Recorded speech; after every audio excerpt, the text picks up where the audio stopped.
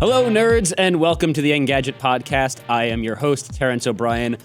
We have a very special, probably not safe for work treat for you this week. The big bosses are in town. Sitting to my right, editor-in-chief Michael Gorman. What's up, y'all?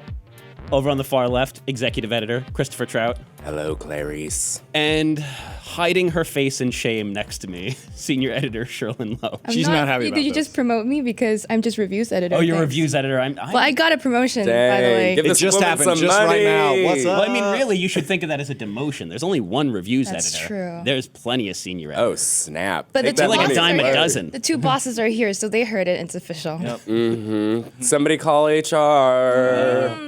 We're going to be saying that a lot today. Yeah. Yeah, we are. I need a grown-up. We're going to have a lot of fun later talking about online dating and sex, and it's going to be a weird show. It is. I'm excited.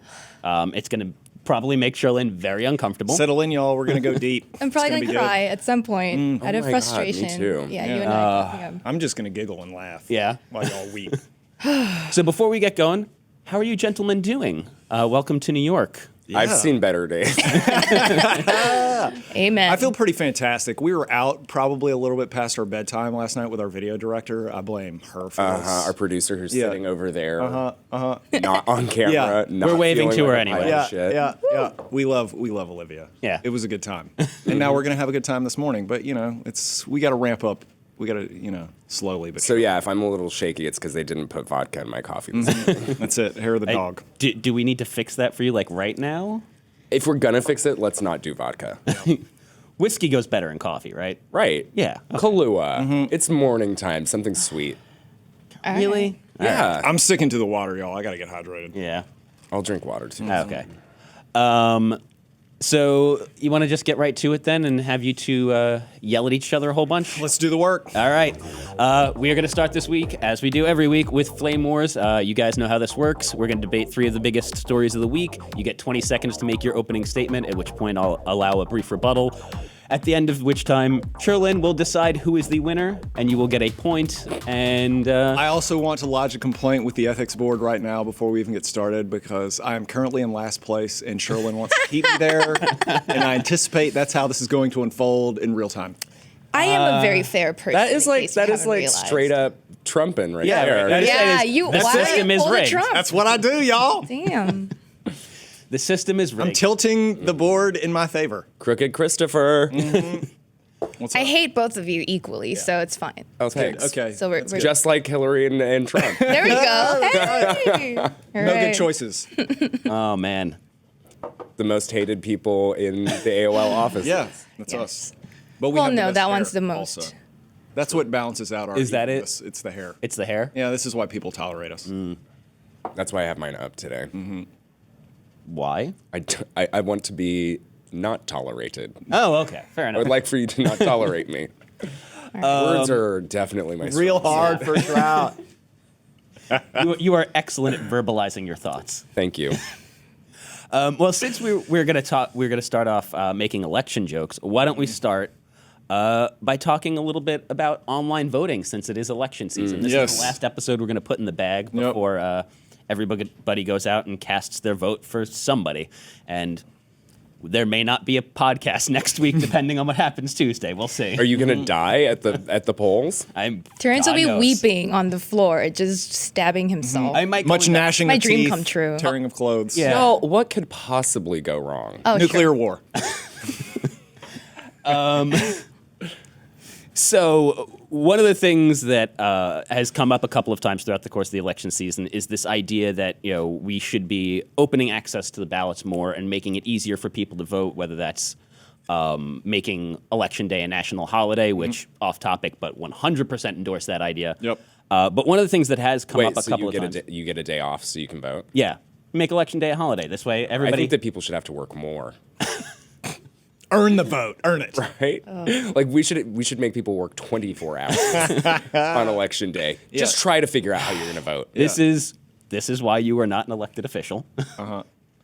But one of the things that has come up a couple of times is this idea of sort of online voting. And there's a couple of countries in Europe that have online voting. There are a few states that do it to some degree. Can we in the establish US. what we're talking about when we're talking about online voting? So there's a couple of different ways you can do online voting. There can be online portals where you have a specific identifier and you literally cast a ballot online. There are some places in the U.S. specifically where you can cast a ballot via email.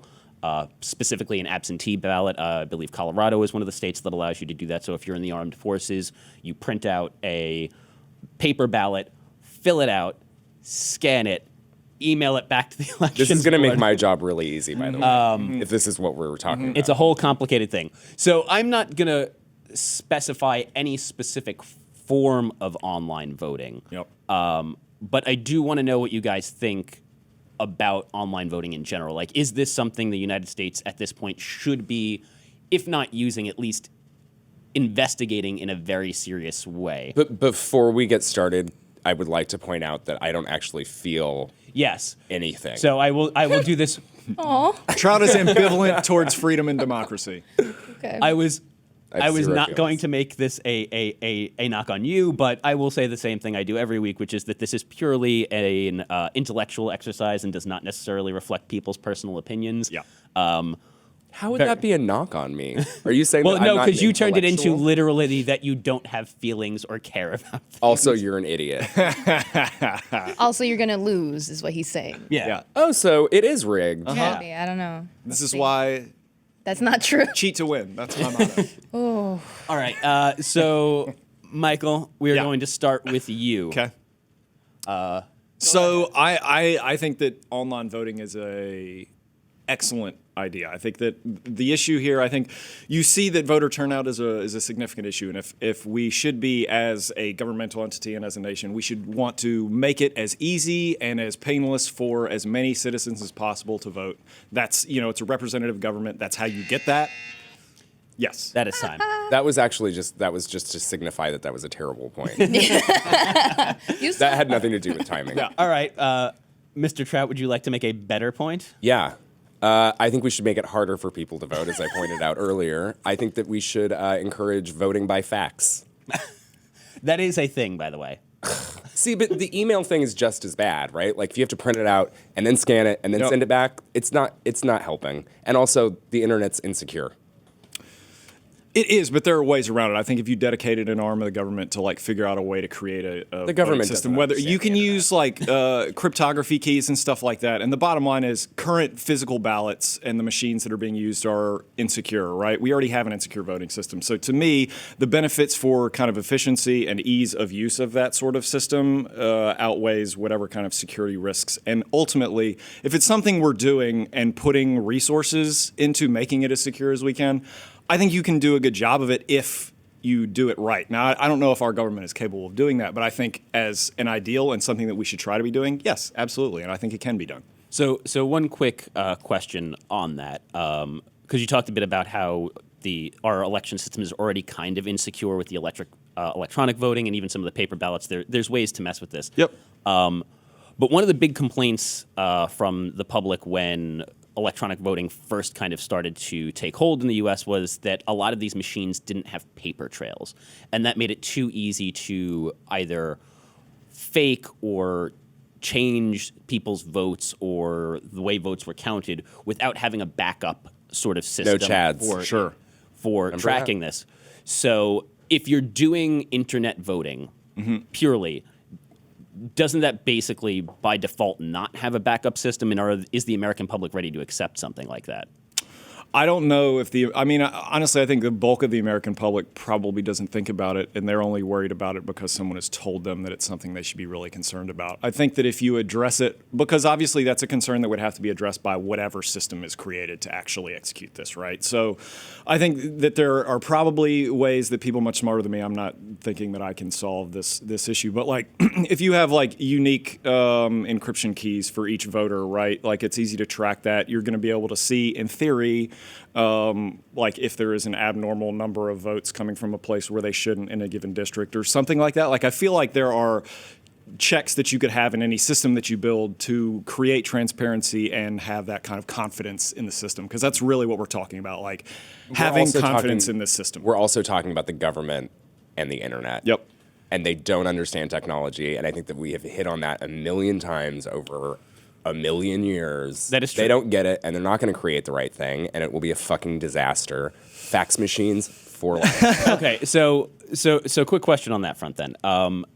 Barring the idea that the government doesn't get the internet, which I don't think any of us here are going to argue necessarily, but do you think internet voting in and of itself is fundamentally insecure and not something that we can do properly? Yes. I have another question, and mostly for Gorman. What about access? What about people who don't necessarily have access to online voting and live far away from like a poll center or something? Well, we're not getting rid of the Right. other type of voting, right? So Yeah. here's what I think that actually I think online voting solves that problem, because then anyone can vote with a laptop. So having a polling center anywhere in town, any civic building could become a voting booth just with an internet connected With a bunch computer. of So laptops. to me, again, access. All of a sudden, it should be way easier for more people to vote. And I think that, like, again, these are all use cases that would have to be accounted for, and I would expect them to be accounted for when they're whoever is building this system.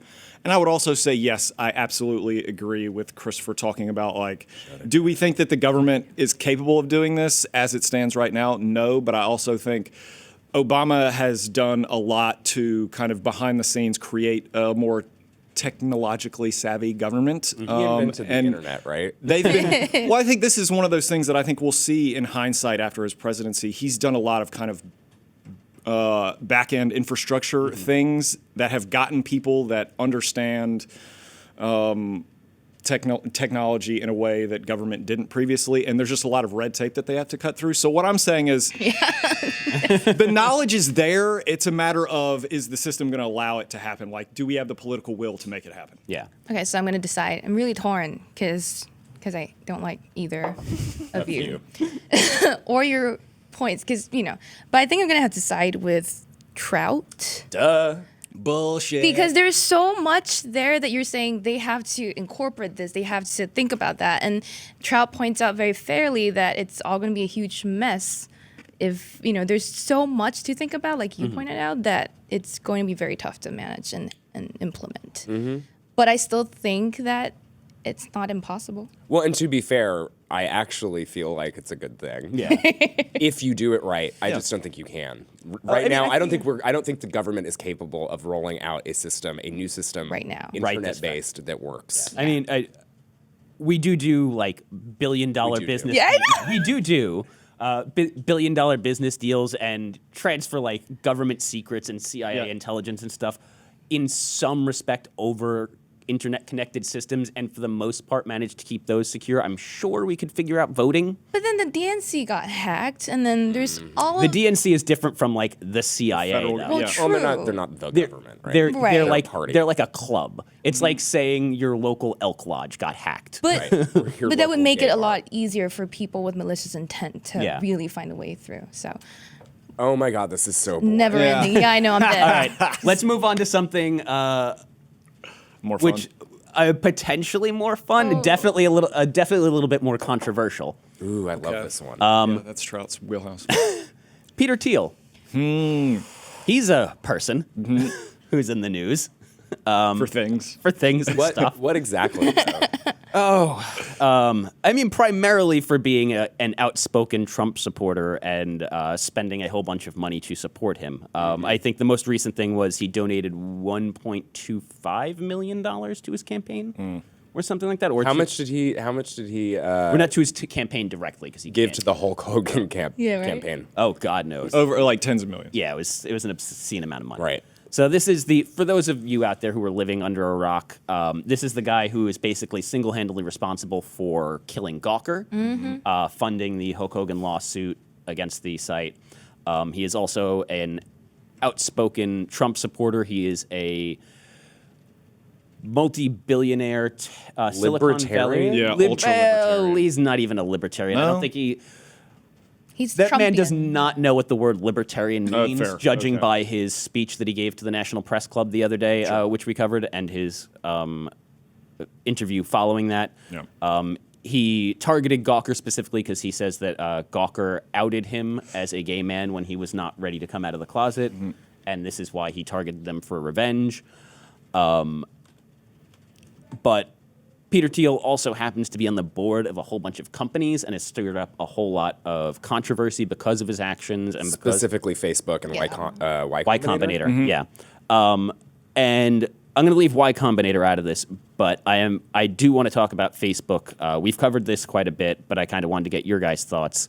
Mark Zuckerberg has defended keeping Peter Thiel on the board. Yep. He was reelected not that long ago to the board. Gorman, is it time for Peter Thiel to be removed from said board for Facebook? Yes, 100% yes. I have a problem with anyone who perpetuates kind of messages of hate and fear, and I don't think that I think that companies don't take enough responsibility for kind of the ethics of their business and the people that they associate themselves with. Fair enough. Mr. Trout? One word: diversity. But seriously, like, you should be able to have your own opinions or whatever. Or whatever. Or whatever. I feel very strongly about that. Yeah. Also, I got to side with my fellow homo, There you Peter go. Thiel. So, Yeah. butt stuff. So I have no reply for the butt stuff argument. I cannot Shut it down again. But I will say this: diversity is good, and I know Mark Zuckerberg came out and talked about like having diversity of opinion is important. I would say that Facebook has traditionally been a more liberal kind of place, and I think that that's where they lean politically as a company. That's kind of young people, et cetera.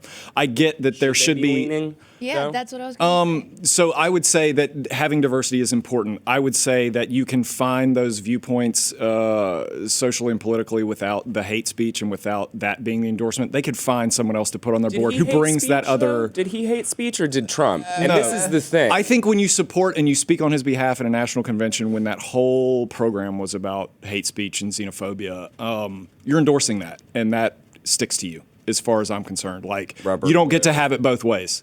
You associate yourself with him to that degree, and you're giving him that much money. You're adopting what he says to a degree. But also, when we start getting into who are you associating yourself with, like, no doubt Mark Zuckerberg's associated himself with some fucking monsters in the past, right? And also, Palmer Luckey, is that guy's name? Yep. The whatever of guy. Oculus. That guy's a fucking dumpster fire of a human being. Fuck that guy. Aw.